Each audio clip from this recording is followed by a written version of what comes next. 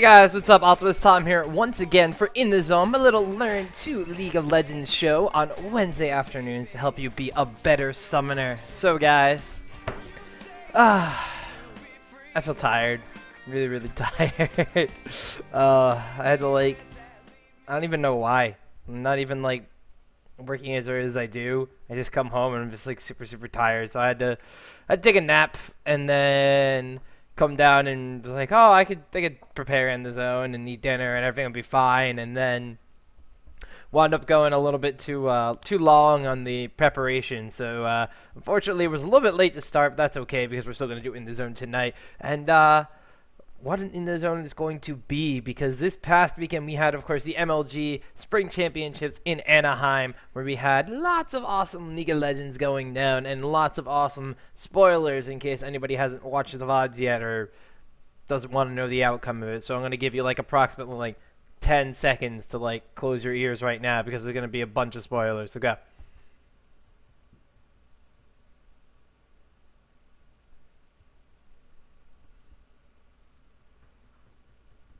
Okay, that's pretty much fair warning now. So anything beyond this point that I talk about MLG is obviously going to get into spoilers. You guys are going to complain about it, well, I gave you fair warning. So anyway, MLG Spring Championships over in Anaheim. Awesome games as always, especially when the finals go down to teams like Team Solo Middle and CLG North America, which of course is basically the rivalry in North American League of Legends right now, which was absolutely insane. But there were lots of amazing top teams there. Of course, you had European teams like SK Gaming, CLG EU, Fnatic came over. Then we had teams from North America such as TSM, CLG, Dignitas, MTWNA. We had Legion. We had Team Dynamic, which put up a very impressive showing. We had TSM Evo, Curse. Curse EU is there as well. I completely forgot to mention them from the European side. But all these awesome top tier teams came in addition to a couple not real teams or unknown teams like Team Marn, which had a really fun showing in their first round and then promptly got dismantled by Team Solo Middle.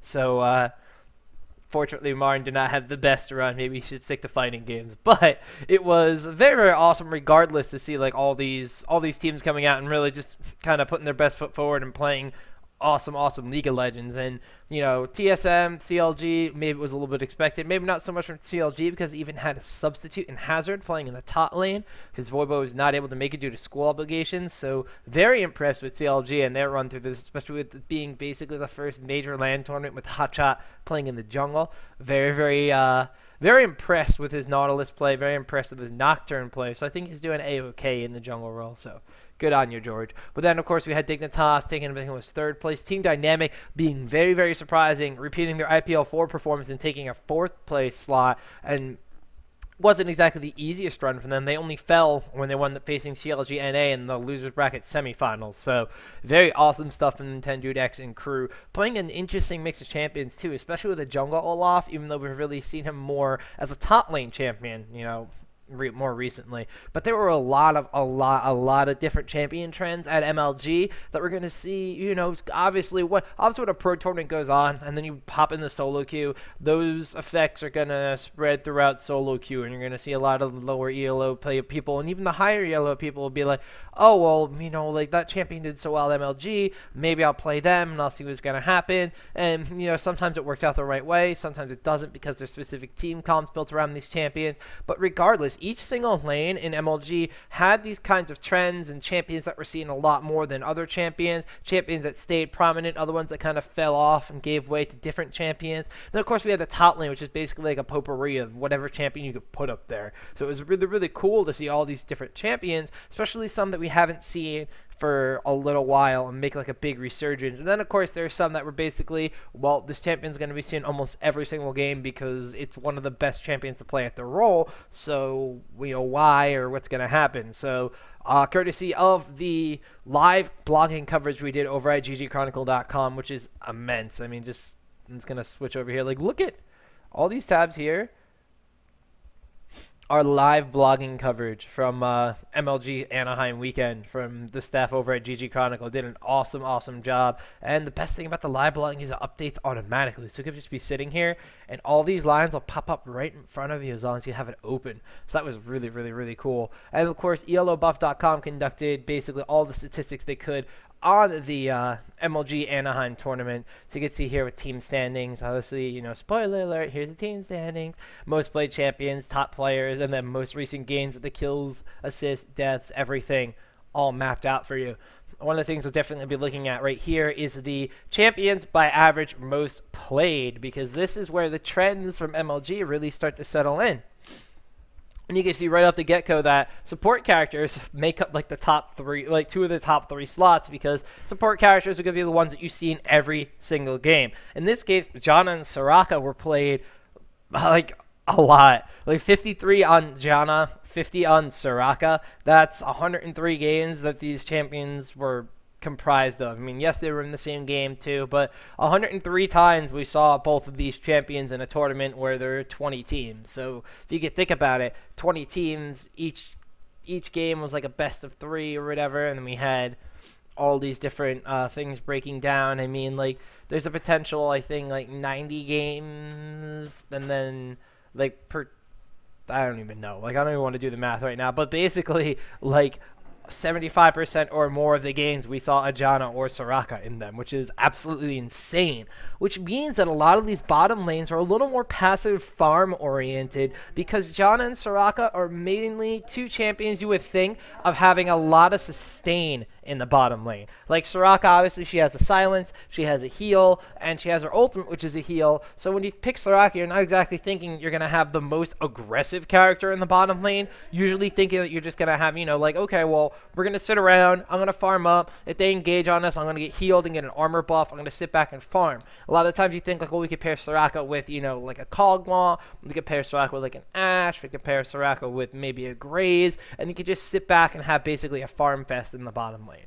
Well, that's what we saw a little bit of this weekend. And on top of this, Janna, she has a lot of crowd control in her abilities, with the Howling Gale and the Zephyr being able to knock people up in the air, slow them down, her passive giving everyone a speed boost, which is a huge, huge, huge reason why she was played, because that only helps out your bottom lane, but the rest of your team too, especially your jungler. That's going to give them an edge on their jungle pattern and an edge on their ganks because of the extra, like, 3% movement speed from the passive. You'll see a lot of teams, like, joking around about how overpowered it is, and it kind of is. The team with Janna is always going to come out a little bit ahead in the jungle or in the gank patterns just because of that extra movement speed bonus. So it is actually a little broken when you think about it. But like, because of the shield and her ultimate to reposition people in fights or reposition people in ganks, we saw a lot of passive farming lanes. So what's the deal with that? Was it just that no one wanted to play super, super aggressive? Were they all in a tournament setting? That kind of factors into it, but, we already mentioned Soraka with the global ultimate on her heal, and then Janna with the ability to reposition team fights in addition to offering the bonus movement speed to her entire team. These are more team composition things and just how strong the support character is in that team composition, as opposed to just being like, well, we're going to play for a little bit more of a late game, and we're going to sit here and farm up, which people did do, like playing Graveses and Corkis and Ashes. They did play for a little bit more of a late game composition, especially with their AD carry, and they didn't really need to be super, super aggressive in that bottom lane, but at the same time, there are other global benefits to these champions. It doesn't necessarily mean that, like, you couldn't have picked an Alistar or a Taric. We did see Taric a little bit more in this, I can't even think of the word now, this tournament, a little bit more than Alistar. Alistar we did see a little bit as a jungler too, so his numbers are a little bit skewed because of that. So it's not that we didn't see super, super aggressive lanes. We didn't really see that many kill lanes either. I believe there are like 2 or 3 Leona Corki lanes being played, but that was about it. I believe we saw like an Alistar Tristana bottom lane once or twice too. But these aggressive kind of like go for the throat lanes were not that prevalent, and everybody was kind of playing a little bit more passively and farm style, and that could have to do with what the junglers were doing. It could have to do with just maybe people were playing a little more farm oriented composition. We didn't really see a lot of, okay, well, let's go for kills and let's go for pushing and let's go for knocking down towers at a lot of these top level teams. It was more like, okay, we're gonna wait until like dragons come around and like the second row of buff comes around. We're gonna get some jungle ganks, and if we have the momentum, we'll start going going to push down towers and making plays. Other than that, it was a little bit more passive and subdued. So therefore, Janna and Soraka kind of fit into these roles a little bit better. So that's why we see Janna and Soraka way, way, way up there in the at the top of the most frequently played chart. Speaking of those AD carries in the bottom lane, most of the time, like I said, these guys were paired with like a Graves or even sometimes a Corki, as we do see a little bit down here that Corki played about 39 games and won a little less than half the time. Graves played 52 games, won a little less than half the time. So this Graves pick was super, super strong because you guys have to keep in mind that they were playing on the Darius patch. This was not the Draven patch. So all of the updates from last In the Zone that I did were not in this patch. So Buckshot and Smokescreen nerfs were not yet implemented in the tournament, so this could possibly be a little bit of abuse from Graves, having a higher burst damage and a little less let's get all three Buckshot damage potential. But with the Janna shield, it was going to be a ridiculous amount of damage at the early stages of the game. Or with Soraka sustain, he could quick draw in there and Buckshot and then gain his mana back. So there was a lot of potential on having a Graves in the bottom lane. Corki, on top of this, had a very, very big spell arsenal. I mean, he has his Phosphorus Bomb, he has Valkyrie, which still deals damage, and then he has, of course, his Gatling Gun to shred armor and everything.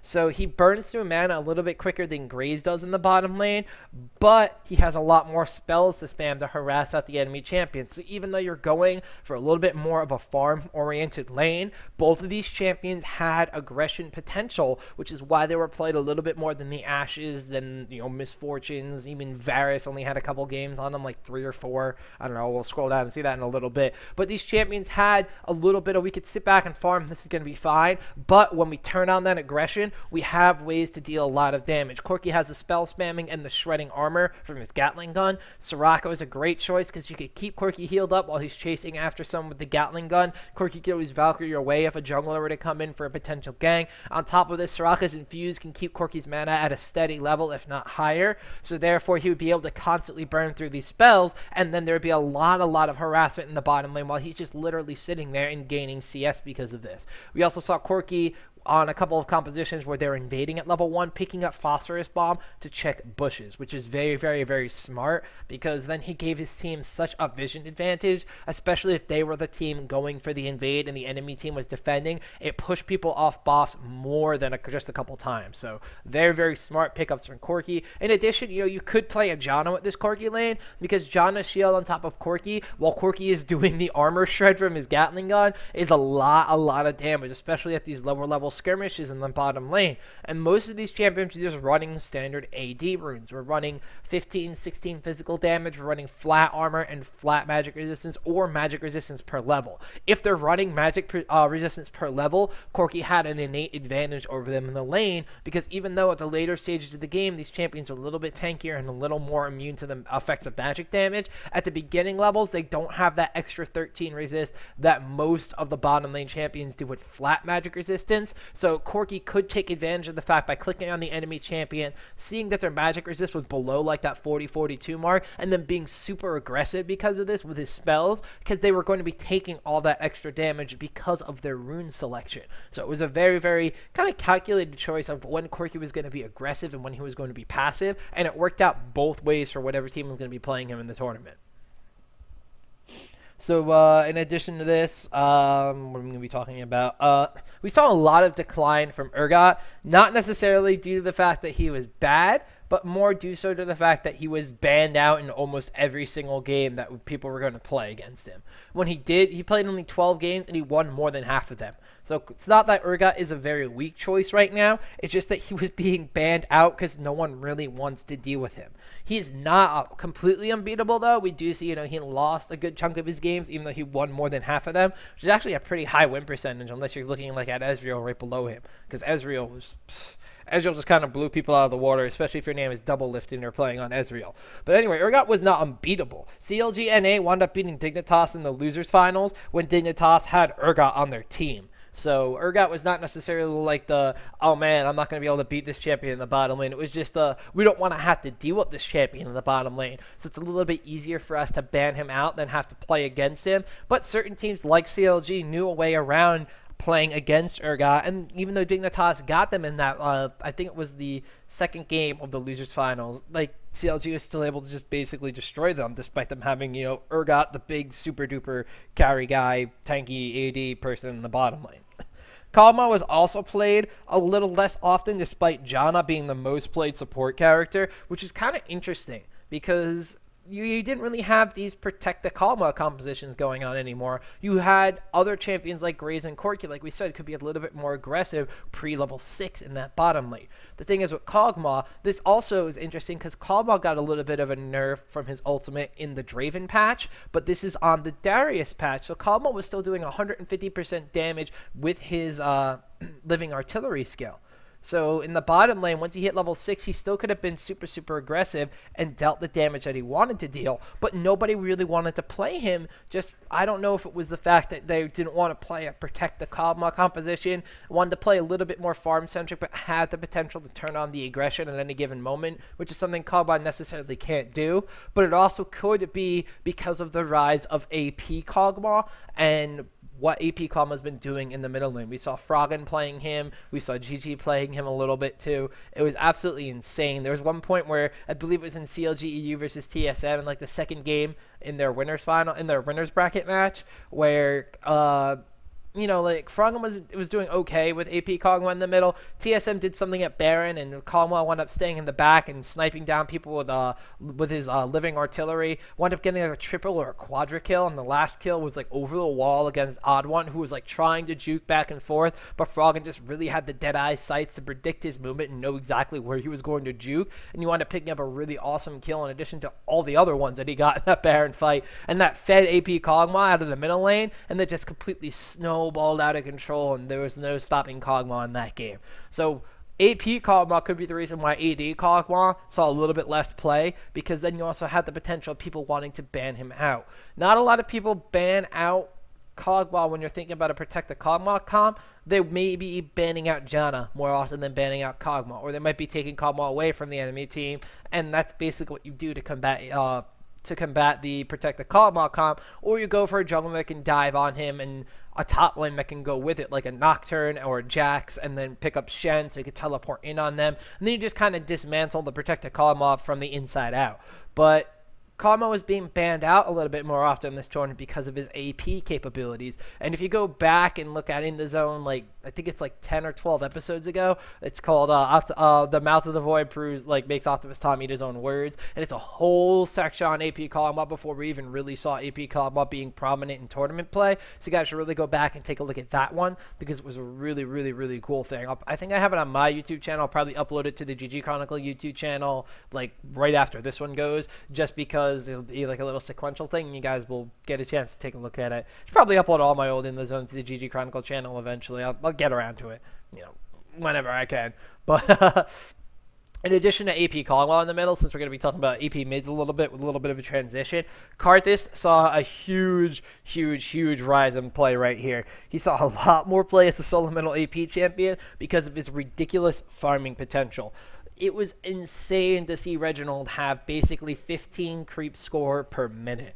Like, he was killing enemy rates, he was killing allied rates, he was killing every single creep in his lane. He had like 250 CS 22 minutes into the game. It was absolutely absurd. Just Karthus' farm potential with his AoE Defile, he has late ways to do this, and of course the passive to regain mana every time he kills something is absolutely insane because it just keeps up this constant farming potential that Karthus has. He's a global threat with his ultimate. He could start fights even when he's nowhere near them, and he could also finish off fights after he dies. Of course, putting Karthus in the middle of a battle, then dying and having people have to run and face the damage from your team, or stay there and face the damage from the Defile. In addition to Karthus' ultimate, he's obviously going to proc as soon as he can, or at the last possible second, so he can still get the damage in there before his passive expires.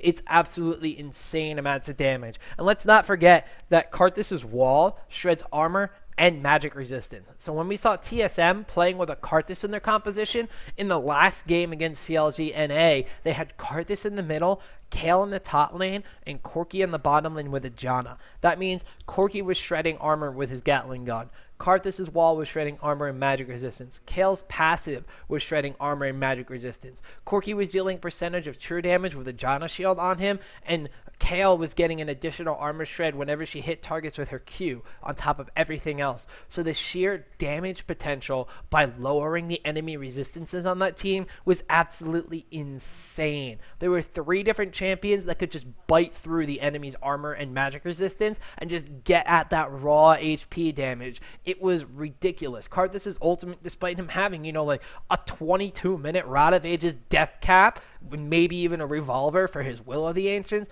was absurd. But all that ability power in combination with the shredding from the entire team comp was ridiculous. This is just a little bit of something that we forgot to touch upon in the zone we did a couple weeks ago, where it was Gaming House OP Bro, TSM, Dyrus playing Kale up top, Reggie playing Karthus in the middle, and we really looked into that. Dyrus actually didn't even touch upon this in the interview we did with him either. Just the sheer shredding potential of those champions. Chaos really didn't even play Corki the entire tournament until that game, and all of a sudden it was like, holy crap, I'm watching the game and I'm watching people melt left and right. They had so much shred on the team, the enemy just couldn't build defense because it just did not work. Even if they had like 100 armor, all that shred was going to bring it down to like 25. So it was absolutely insane, and it was just null and void to build anything besides HP against that composition, because that was the only thing that was really going to work. Composition was a little bit weak in the early stages of the game, but of course you supplement this fact by Reggie getting 100 CS before 10 minutes into the game, so it was absurd, absolutely absurd.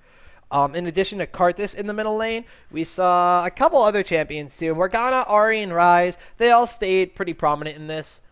We could see Morgana a little bit more prominent than any of the other ones. Ahri right here. We had Ryze down here. So solo middle champions were basically a little more varied than some of the other roles we could have possibly seen, like especially bottom lane or the support characters, or we'll talk about junglers in a little bit too. But Morgana, Ryze seen as a little bit more safe picks, not so easily as countered. Morgana more so than Ryze. Ryze of course has a couple counters to him. Cassiopeia champion we actually didn't see that often. Usually does a really good job against Ryze. Anybody with a lot of high farm potential can do good against Ryze, because Ryze doesn't really have AoE damage except for his E, which does scale off of mana in a more recent patch, but still doesn't deal the same kind of burst damage potential like a Morgana pool, like an Ahri Foxfire, like an Orianna with her attack move, with her like command attack and stuff like that. So Ryze a little bit more safe pick because he could build super tanky and go for a late game damaging composition like a lot of these teams are building for. And then we had Ahri, who's super mobile in the middle lane, and this is before the Ahri little tweaks too. So she had more base damage, less AP scaling because it's still on the Darius patch, not the Draven patch. So kind of surprised we didn't see a lot more of her. She was played 23 games and won a little less than half of those, which is actually one of the more shocking things, because Ahri I thought was one of these champions they really needed to like do something with, and that's why they changed her. And in this tournament on the Darius patch, she didn't really do too much more than a Morgana. She did, taking a look at Morgana's stats, she did a little bit better than Morgana. Like taking a look at Ryze, she did worse than Ryze. And then like we'll scroll down to maybe some champions that we didn't see too often. Like Kennen, she did worse than Kennen. I don't even see Cassiopeia here. She won half of her games. Orianna won more than half of her games. But Ahri, she was targeted with these little tweaks, but still, she didn't wind up winning as many games as a lot of people thought she should have on this patch. She does have the highly mobile capabilities, though, and she was used a lot for gank setup, especially in the bottom lane. Ahri fulfills this role a lot on the North American server, whereas you'll see on like the Korean and Asian server, it's a little bit more in favor of Twisted Fate. But Ahri has a little bit more escape potential than Twisted Fate. She can't gank directly with his ultimate, but she still has that roaming capability out of the middle lane to make her a very strong pick for like teams that want to go ganking around the map or just have a little bit more established map presence. We touched upon Kennen and Cassiopeia not seeing as much play. Kennen, 17 games on him. It's not a lot considering you think that Kennen has been played in both the middle and the top lane. So I'm really surprised with this amount of games. His win percentage, though, is absolutely absurd. Almost 60% win rate in the 17 games that he was played. So he's not like he's doing a terrible job. It's just that a lot of people aren't picking him anymore. I don't know if it was that he's not being played as often in the middle or if there's more diversity in the top lane choices, and that's why. But still, even if he was was being played a little bit more in the middle, he should probably have more than 17 games. That's more than like the Jax. That's less than Jax Aurelion, even Malphite that we saw just only in the top lane, and where Jax, was playing the jungle sometimes too. Jax, not really liking Jax in the jungle, but. Like, Kennen had less games played than some of these solo middles and solo tops, despite him having dual versatility. So, is it just that these new items that they've released, like Athene's Holy Grail and maybe the Will of the Ancients rework, is it making these characters weaker, or is it making other characters stronger? We saw, especially out of Ocelot, a little bit more Orianna play. VVV and MTWNA were also playing a little bit of solo middle Orianna, and she had a pretty high success rate. This could be attributed to the fact that Athene's Unholy Grail is now in the game, which could give Orianna a little bit of an edge because she's going to be able to spam her spells. They did, change the mana cost and cooldowns and range on her spells, and people complained about it because for a long time, Orianna was one of the strongest champions in the game, especially in their solo middle position. But they gave her a couple tweaks, and now, people have fallen out of favor with her. Now they've given her an item that can give her not only magic resistance and cooldown reduction, but ability power on top of everything. So maybe now we get to see a little bit more resurgence of Orianna. We're seeing a lot of people playing Fiddlesticks with this Athene's Unholy Grail, and Galio has gotten a lot of work done with Athene's Unholy Grail, but not a lot of this being seen in this tournament right now. Kind of surprised at the Galio too, because his Resolute Smite still had the 0.7 as opposed to 0.6 ratio in this patch, but no Galio was played at all, if I recall. Actually, 6 games were played with Galio, and he won half of them. So, I don't know. There's all these different champions. Maybe it's just that people are feeling safer in picking a more common champion, like an Ahri or a Morgana or a Ryze or a Karthus. Karthus just all of a sudden saw this huge spike in play. We did see TSM playing it a little bit before, and maybe other teams just picked up on it, decided to play Karthus as well, because they could do a lot of things with his ultimate and his farm potential, and he could just become like this hyper AP carry in the late stages of the game. I don't know, but I kind of like that these other middle champions like Orianna, we saw Anivia, of course Anivia was playing this tournament because of Froggen, but we also saw Skara playing some Anivia in the middle lane. Seeing those champions, champions that have fallen a little out of favor, gaining a little bit more steam and going on the rise was really cool. Especially with the Ezreal, double-less Ezreal was insane. Now Postfire Ezreal is coming out finally with 4 different skins. Mega Man X up in here as he levels up his ultimate. He gets all these different awesome armor upgrades. So I'm going to spend the $90, whatever the hell Riot's going to charge you for that one. I'm just going to tell him to shut up and take my money because the skin's awesome. But yeah, it was very interesting to see that all these other middle champions that we're not used to seeing all the time kind of started to come back into favor, whereas the rest of the champions that we are used to seeing kind of slowly fell down a little bit. So diversity in the middle lane is probably because a lot of these players want to learn more champions. There's been a lot of talk about upping the bans. A lot of tournaments have already gone to a 4-ban system over the 3-ban system because there's almost 100 champions in the game right now. So a lot of these players might just be learning more roles to account for the fact that there might be more bans coming soon. In addition to this, there might be people that are hoping that certain players don't know how to play against these champions, and they could just bust them out in the middle of a tournament setting, and they could pick up some easy wins because of it, or at least lane dominance because of it. Besides the middle lane, we had jungle dominance by Nautilus. Hotshot GG was playing in a ridiculous amount of Nautilus. Odd One, of course, loves his Nautilus play. Nocturne was another powerful jungle choice that we saw out of this tournament, and both of them fulfill kind of different roles. Nautilus is offering so much crowd control and ganking potential. He could even give crowd control to lanes of champions that don't have crowd control. If you had, I don't know, we'll say, if you had again, we think of characters with no crowd control. If you're in the bottom lane and you had a Janna and a Graves, okay, Janna has the knock up with the tornado and everything. Nautilus can come in, offer you a stun, offer you a slow, offer you a dredge line, and everything. You can have pure ganking potential. Especially if you have an Ashe on your team, like Ashe and Soraka for say, your only crowd control is your slow. Nautilus can come in, offer you a stun, offer you a dredge line, offer you an additional slow. So he just run around the map and be like, oh, bros, you want to gank? We can just come in with his little dredge line. You like that there? It's like that. And pull the guy towards you, and then he just offers so much more crowd control potential, a lot more than a Maokai could in these ganks, which is what we actually saw. Maokai being played a lot less, and Nautilus being played a buttload more. The thing is with Maokai, I was even talking about this in a cast I did the other night. Maokai has gank potential, but he really needs someone else in the lane to have some sort of CC to keep up the combo with potential. Like, he can run in there with a twisted advance and root someone in place, knock them backwards with his crushing blow, and then that's about it. And then he offers, like, team fight support and everything. But if you can, like, chain him in the middle lane with a Morgana, you can twisted advance, you can lock them down with the dark binding, you can knock them backwards with the crushing blow, well, then that's a lot of potential, and there's definitely going to be a kill there. Nautilus can do that basically all by himself. So if you even have crowd control on your champion, it's like if you hit your skill shots or you hit your stuns, it's almost a guaranteed kill. Even if, like, the enemy jungler comes in, if you focus down on that one guy, as long as Nautilus can land that hook, like Odd One can. I think he missed like 1 or 2 hooks all weekend, which is absurd. But if you have like that, if you have the accuracy and the potential for that, you can just automatically shut someone down when Nautilus walks into the lane, which is why a lot of these teams are playing Nautilus. As opposed to Nocturne, where Nocturne offers a way to dive the AD carry and a reliable source for extra AD damage. So Nocturne can come in there. Of course, his ultimate, his paranoia is going to make everybody, well, paranoid as soon as you use it, but he has the potential to dive in on the enemy AD carry. It's kind of like a reverse Shen, where in the middle of a fight, he just automatically dive down on your opponent's AD carry. And this is, a reason why, like I said before, we might not have seen as many Protect the Kog'Maw AD compositions, because Nautilus was so prevalent.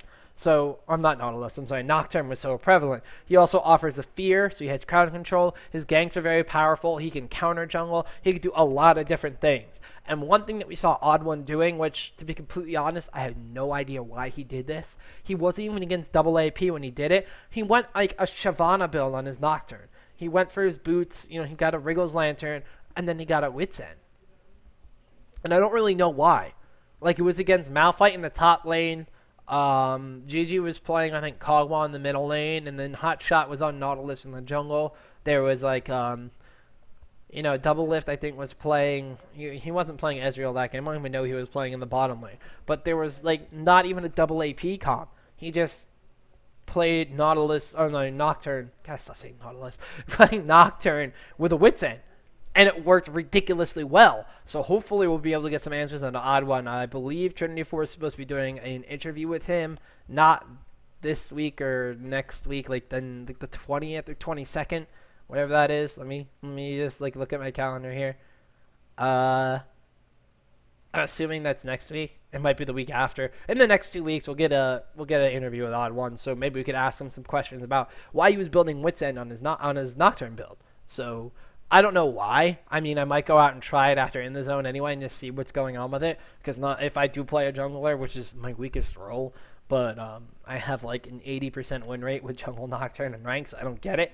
But if I play Nocturne, because it's one of the junglers I play a little more confidently, let me try it out. I'll be like, sure, what the hell, I got a Wit's End, I'll see what this does. Like, he doesn't have the Twin Fang proc that Shyvana does to, like, abuse the magic damage that's going to be on that Wit's End. I don't really know what he's going to do. Does it proc off his passive, maybe? I don't think so. So, I don't know. We're going to have to play around with it. We're going to have to ask Oddbro. We're going to see why the hell he went Wit's End on your Nocturne build. I mean, he could just be like, I don't know, it just felt like it. I wanted some extra attack speed to abuse the passive. Because this was, of course, the Darius patch. Nocturne's passive had not been nerfed at the earlier stages or buffed at the later stages of the game. So, he still had that extra lifesteal on his every X attack from his passive. So maybe he just went something that gave him, like, attack speed, a little extra damage because of the magic damage on that one, which makes Nocturne all of a sudden deal 2 different kinds of damage, so that could have fit in their composition, especially with the shredding that they had on their team. We already talked about Kale, Corki, and Karthus with that, so that could have actually been a factor into it, but also gives him magic resistance if he's playing against one of those AP compositions. So, there's a lot of reasons for doing it, but I don't know the specific reason for doing it in like that Malphite, Kog'Maw, Nautilus, whatever AD carry game. I just don't get it because it didn't really offer him too much extra defense or anything in that regard. So regardless, though, Nocturne is being played a lot in this tournament, even by Hotshot, and there is a lot of damage potential coming out from the little spirit ghosty thing in the jungle. So we already talked about the decline of Maokai. We saw a decent amount of Dr. Mundo being played. I did not want to do that. With decent amount of Dr. Mundo being played, his win potential fell off a little bit despite him being played in like a lot of games, 27 games. But he still offered the same kind of Mundo-iness, going where he pleases out of the jungle. So not a lot of fall off from Mundo, unlike Maokai, who, like we said, all the way down here, only 13 games played and a very, very low win rate, which is I guess going to be a tribute to the fact that a lot of people were going for more late game farm compositions as opposed to AoE comps and a lot of big damaging comps where Nocturne's ultimate, I'm sorry, now I'm saying Nocturne instead of Maokai. And where Maokai's ultimate really kind of brings the nerf bat down onto the enemy team's damage potential. Could we have seen maybe Maokai's ultimate doing something against TSM with their triple shred composition? Maybe, but we're not going to be able to figure that out until next tournament. So if you guys watch the GESL this coming weekend, we'll be able to see if that's potentially what was going to be going on. So, I mean, other than this, we saw Shen splitting role between the jungle and the top lane. 24 games played on Shen, a lot more than we usually see in some tournament play. Solid 50% win rate. So Shen, he's still doing work. He offers, I'm sorry, I was about to sneeze, and I wanted to mute my microphone, and all of a sudden, as soon as I muted my microphone, I was like, I don't have to sneeze anymore. So sorry. But Shen offers a lot of crowd control out of the jungle because of his taunt. So crowd control gangs from there. And of course, he's going to offer his OP Shen ulti for saving people. If he's not in lane, there's no worries about using his ultimate and then letting someone farm. So Jungle Shen actually has a little bit more freedom than Lane Shen, because Lane Shen is going to be like, well, if I use my ultimate to save Kog'Maw in the bottom lane, then I'm going to have to run teleport to get back to the top, or give up the fact that my enemy's going to be farming in the top lane, and maybe we're going to have to get a dragon and trade dragon for tower and all this blah blah blah blah blah blah. Jungle Shen's like, yo, I'm not in the lane anyway. Top lane, you stay up there. I'm going to go save bottom lane, and then we're going to take dragon anyway while you're denying them of taking that top tower. So Jungle Shen, very interesting. We saw Hotshot playing a lot of him, especially when they were taking Nautilus and banning out Nocturne. He wound up playing a lot of Jungle Shen, and then he wound up banning Shen because he was doing a lot of work with it. And then, of course, in true Hotshot fashion, Jungle Shen allows you in the later stages of the game, because of his ultimate, you got so much split pushing potential. So that top lane of yours that's been sitting up there farming the entire game because Jungle Shen's been saving and ganking for you, comes down into the team fight. Jungle Shen is pushing that lane while there's a 4 versus whatever going on, and then in the middle of the fight, Shen teleports in. Like if you have a Malphite or a Jax in the top lane and you dive down on the enemy's AD carry, Shen will teleport to him immediately, and you'll just drop down the HP of that carry, or force the team to fall back and deal with you while your team just kind of pegs at them while they're trying to run away. Or you jump in on your AD carry and they try to dive on you, especially with Nocturne, which is ridiculously good. You can just click on the portrait and be like, well, I'm going to stand united down there onto my Kog'Maw while Nocturne's going in on him. And all of a sudden, Nocturne's going to have to face the fact that he's fearing my AD carry. But once that, I could throw a Vorpal Blade, get rid of his basically his Banshee's Veil spell, that little spell shield, get rid of it, and then taunt him. So even though my AD carry's feared, he's taunted that duration, and he loses all his damage potential. So Shen was a really, really smart pick out of the jungle. Don't know why a lot more people haven't been playing him. Hotshot played him a lot. I forget who else was playing him in the jungle, but Odd One seemed to just completely ignore him, and I don't know why. So that's going to be another question. Wits End, no Shen, what's going on? And the best part about Shen in this tournament, not even if he's in the jungle, if he was in the top lane too, Shen was building Ionic Spark, because that item is broken. I want to see Shen stand united down there, throwing Vorpal Blades, shooting lightnings all over the place. It was awesome. So, really, really love the Shen being picked up for MLG Anahiem. More the Ionic Spark than Shen. So, it was just really cool. That's all I have to say.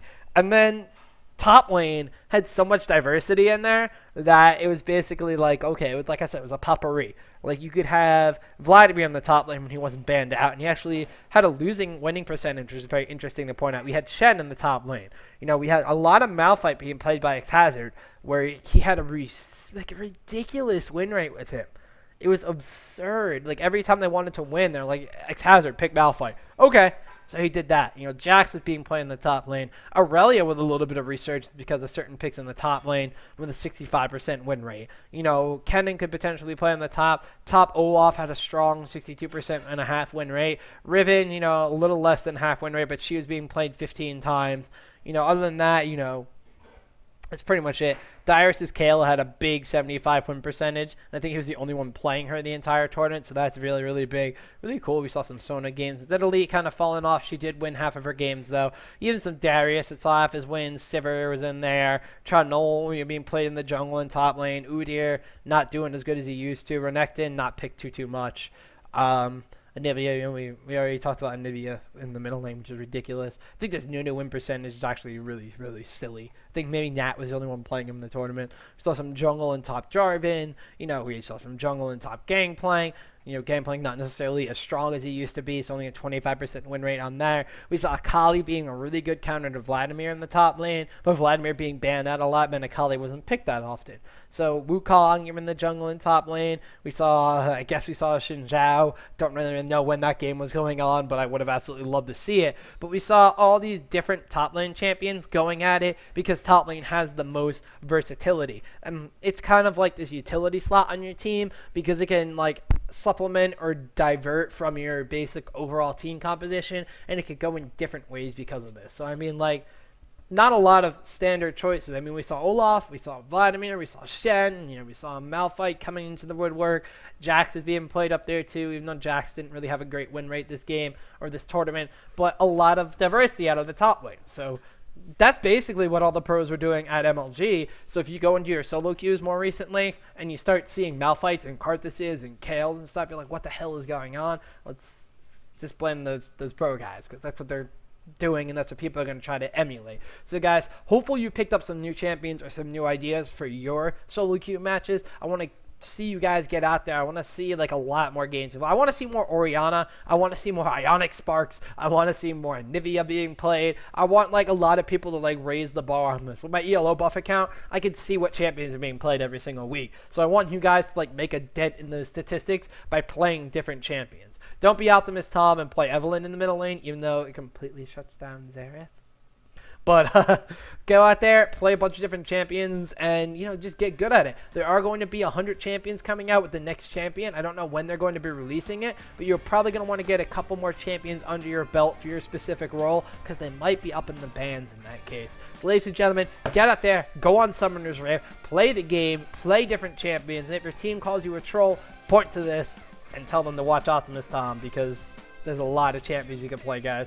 I'm going to get out of here. I'm going to play some different champions of my own and maybe take a nap before I go from casting. Anyway, guys, I'm out of here. Hopefully you enjoyed this episode of In the Zone. Make sure you come back. Check out more awesome stuff on ggchronicle.com. Once again, big props to the guys and the staff over there for keeping track of all this information. These live updates for MLG Anahiem made this In the Zone a lot easier. ELO Buff, of course, big shout out to you too for keeping track of the statistics. In addition to that, guys, check out all those other In the Zones I mentioned in here. This is the AP Cogbot In the Zone that I'll probably put up on GG Chronicle. There's the TSM team composition one with the interview from Dyrus that we have up on the GG Chronicle channel. So make sure you guys check those out. And if you're trying to figure out, well, what you could do with this new Draven patch in effect, because the Darius patch is on this tournament, check out my last In the Zone where we talk about a Draven, a Darius, and patch notes, walk into a bar, and you guys could see how your favorite champions have been affected by this patch and what we could suggest for you guys to get back in the solo queue with these guys. Anyway, I've been blabbing a little bit too much. I'm going to cue you guys out with some science, and I will see you on the fields of justice.